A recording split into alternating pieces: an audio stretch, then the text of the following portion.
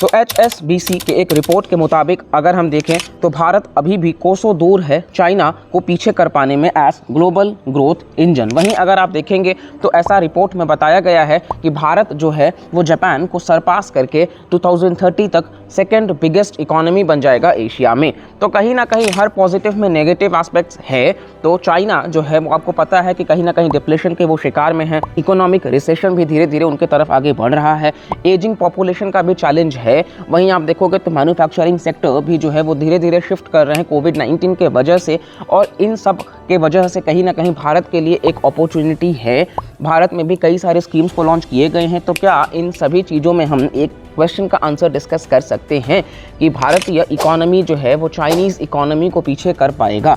तो चलिए वीडियो की शुरुआत करते हैं। ऑलरेडी इससे रिलेटेड हमने चैनल पर वीडियोस करे हैं इकोनॉमी से रिलेटेड। तो अगर आपके इस टाइप के कंटेंट हमारे चैनल पे आपको पसंद आता है तो प्लीज़ आप चैनल को सब्सक्राइब कर लीजिए, हमारे वीडियोस को लाइक करिए। और चलिए वीडियो की शुरुआत करते हैं। So hello and welcome to decoding with Rajat and Khushi. तो भारत की अगर हम बात कर लेते हैं तो विश्व में ये फास्टेस्ट ग्रोइंग बिगेस्ट इकोनॉमी बन चुका है। और पिछले दशक में आप देखोगे तो भारत ने सरपास कर दिया है Canada, Brazil, Italy, Russia, France और यूके को। और भारत जीडीपी के कंटेक्स्ट में 11 नंबर से 5वें नंबर पर आ चुका है विश्व भर में। और 2025-26 तक अगर हम देखें तो भारत जो है वो जर्मनी को पीछे छोड़ करके चौथे पायदान पर आ जाएगा और जापान को पीछे छोड़ करके 2027 तक थर्ड बिगेस्ट इकोनॉमी बन जाएगा। अगर हम स्टैंडर्ड एंड पुअर्स ग्लोबल की माने तो भारत का जो रियल इनकम पर कैपिटा है वो माना गया है कि सिग्निफिकेंट 5.3% के ग्रोथ रेट से आगे बढ़ रहा है, जहां पर भारतीय हाउस होल्ड्स जो हैं वो बिगेस्ट स्पेंडर बन रहे हैं अमंग द G20 इकोनॉमीज़। यानी कि भारत में रह रहे लोगों का इनकम का लेवल भी बढ़ रहा है और साथ साथ में एक्सपेंडिचर का लेवल भी बढ़ रहा है। यानी कि अब वो ज़्यादा से ज़्यादा स्पेंड कर रहे हैं, उनका जो डिस्पोजेबल इनकम का दायरा है वो बढ़ रहा है, जिसकी वजह से इकोनॉमी का डिमांड एंड सप्लाई का जो साइकिल है वो चलता रहेगा और एक इकोनॉमी जो है कंट्री का वो आगे बढ़ पाएगा। भारत देश 1947 से 1990 के आसपास आप देखोगे तो क्लोज्ड इकोनॉमी बन के रहते हैं, जहां पर गवर्न। वहीं चाइना अपना LPG रिफॉर्म्स जो है वो 1978 तक लाते हैं, क्योंकि उसके पहले वो भी एक सोशलिस्ट इकोनॉमी होते हैं। तो आगे अब वो कैपिटलिस्ट पे फोकस करते हैं, यानी कि भारत से 13 वर्ष पहले जो है वो चाइना भी LPG को इंट्रोड्यूस करते हैं। तो अगर हम वर्ल्ड बैंक के एक डेटा के हिसाब से देखें तो चाइना का जो पर कैपिटा जीडीपी है, यानी कि एक व्यक्ति जो कितना है कमा सकता है अकॉर्डिंग टू एक देश के जीडीपी के, यानी कि जो भी जीडीपी है एक देश का, गुड्स एंड सर्विसेज जो एक देश के अंदर प्रोड्यूस होते हैं एक वर्ष में, तो उसके हिसाब से एक व्यक्ति कितना आय करता है। तो वो पीपीपी के टर्म्स में, यानी कि अब वो जितना कमा रहा है उसमें परचेजिंग पावर पैरिटी, उससे वो कितना सामान खरीद सकता है।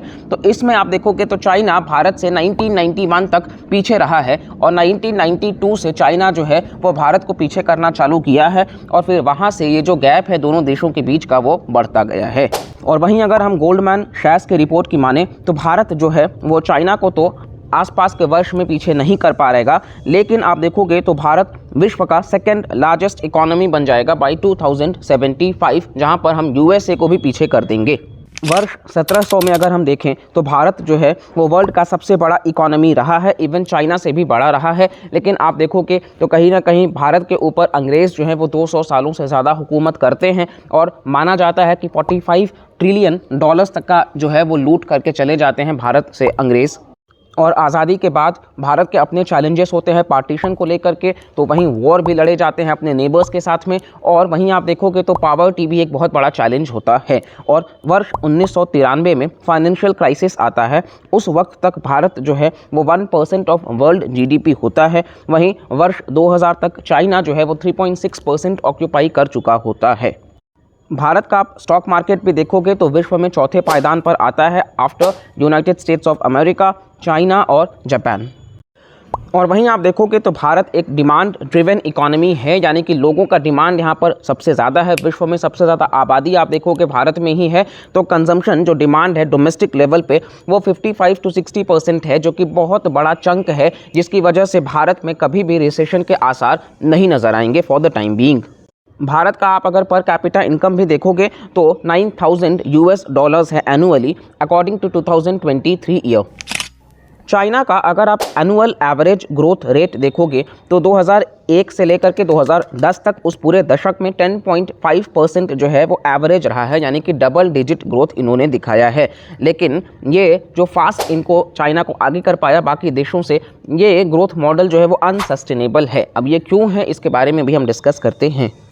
अब आप देखोगे तो चाइना जो है वो manufacturing hub of the world बना हुआ है, और यहाँ पर आप देखोगे तो मान लो एक एग्जांपल हम लेते हैं कि चाइना से बहुत ज़्यादा खिलौने बनते हैं, जिसको हम टॉयलैंड इकोनॉमी का एग्जांपल लेते हैं।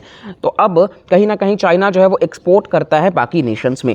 लेकिन आप देखोगे तो विश्व भर में कोरोना वायरस के वजह से, साथ साथ में रशिया यूक्रेन वॉर के वजह से जो कंजम्पशन डिमांड है वो कम हुआ है, साथ साथ में एक्सपोर्ट्स भी ऑटोमेटिकली कम हुए हैं, जिसकी वजह से चाइना के ऊपर बहुत बड़ा सेटबैक लगा है। और चाइनीज़ इकोनॉमी इसलिए अनसस्टेनेबल है क्योंकि यहाँ पे प्राइवेट कंजम्पशन नहीं हुआ है। जहाँ पर हमने भारत के केस में देखा कि 55 to 60% है, वहीं यूएस में आप देखोगे तो ये 68% है 2023 तक, जिसकी वजह से आप देखोगे तो कई सारे यूरोपियन कंट्रीज़ जो हैं वो रिसेशन की तरफ में गए, लेकिन यूएसए जो है वो इतना बड़ा डेट होने के बावजूद में रिसेशन जैसे कोई आसार नहीं है।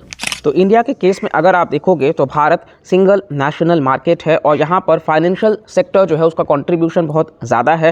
बैंक्स बहुत बड़ा कंट्रीब्यूशन जो है स्पेशली पब्लिक सेक्टर बैंक्स वो ऑक्यूपाई करते हैं। ट्रांसपोर्टेशन में भी आप देखोगे तो कहीं ना कहीं बहुत मेजर लेवल पे काम किया जा रहा है, जहाँ पे डेडिकेटेड फ्रीट कॉरिडोर्स भी बनाए जा रहे हैं ताकि जो पैसेंजर ट्रेन्स हैं वो अलग ट्रैक पे चल सके और जो गुड्स ट्रेन है वो अलग ट्रैक पे चल सके, जिसकी वजह से गुड्स ट्रेन का एफिशिएंसी भी बढ़ेगा और भारत अपने एक्सपोर्ट को बढ़ा सकेगा। वहीं भारत अपने इंफ्रास्ट्रक्चर पर भी काफ़ी ज़्यादा काम कर रहा है, बहुत ज़्यादा एक्सप्रेस वेज बनाए जा रहे हैं। वहीं आप भारतमाला और सागरमाला परियोजना के तहत आप देखोगे तो सड़कों का विकास किया जा रहा है, वहीं मेजर जो पोर्ट्स हैं उस पर भी डेवलपमेंट किया जा रहा है। साथ साथ में कई सारे एयरपोर्ट्स जो हैं वो बनाए गए हैं ताकि आसपास के एरियाज़ को डेवलप किया जा सके। टूरिज़्म पर फोकस किया जा रहा है।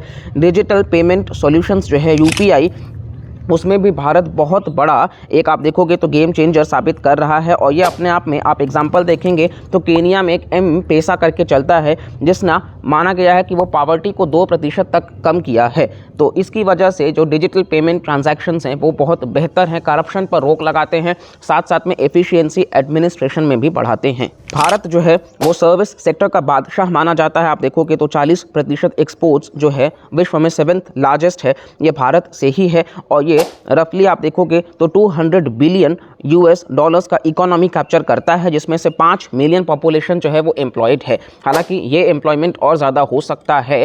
हालांकि इसमें अच्छी बात यह है कि ये फॉर्मल सेक्टर का एम्प्लॉयमेंट है, तो लोगों के पास में सोशल वेलफेयर स्कीम्स भी मिलते हैं इनफॉर्मल सेक्टर के कंपैरिजन में, क्योंकि वहाँ पर ये चीज़ें लैक करती हैं।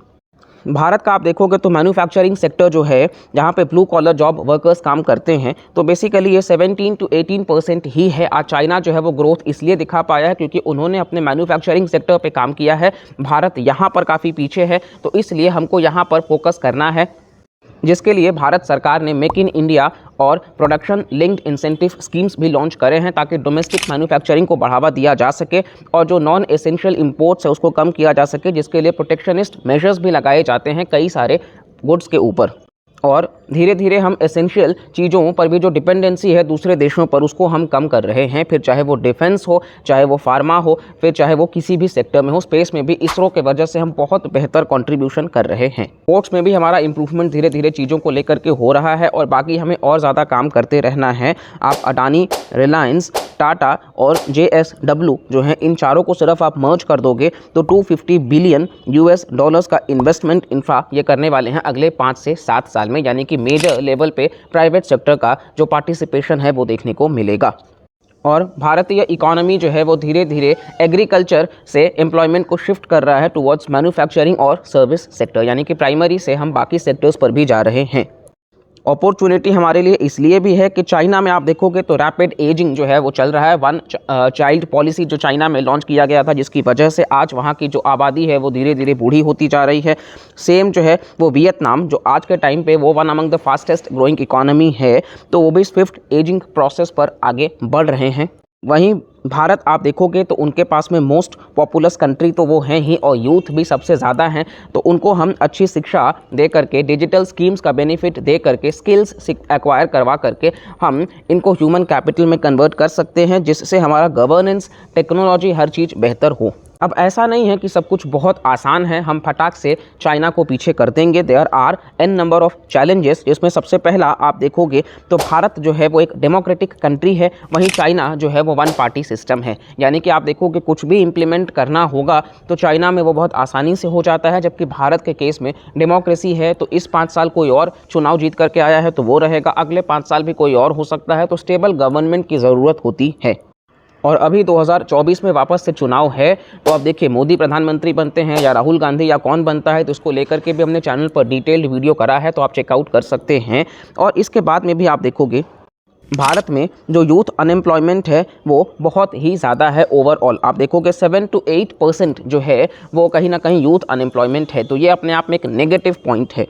भारत और चाइना के केस में आप देखोगे तो इन्वेस्टमेंट रेशियो में काफ़ी बड़ा गैप है। चाइना में आप देखोगे तो 40% उनका एवरेज है, वहीं भारत के केस में जब मैक्सिमम इन्वेस्टमेंट भी हुआ था तो वो 33% ही था, जो कि चाइना से कम है।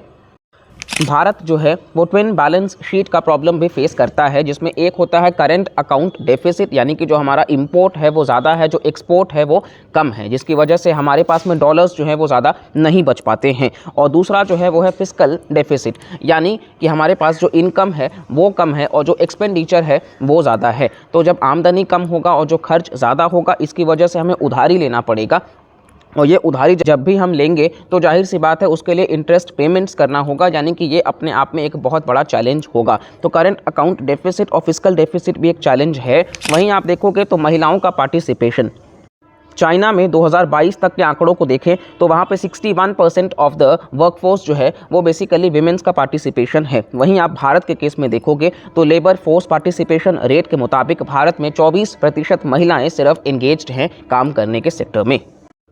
तो ये कुछ हर्डल्स हैं जिसके लिए ऐसा नहीं है कि इम्पॉसिबल है, भारत सरकार लगातार स्टेप्स उठा रहे हैं। हम अपने लॉजिस्टिक्स पर भी फोकस कर रहे हैं, किस प्रकार से हम बेहतर बना सकते हैं, और बाकी सारी चीज़ों पर भी हम फोकस कर रहे हैं, चाहे फिर वो टैक्स पॉलिसीज़ को कम करके हो, चाहे वो ज़्यादा से ज़्यादा इंसेंटिव्स दे करके हो, और अपने एक्सपोर्ट्स को बढ़ावा दे करके हो।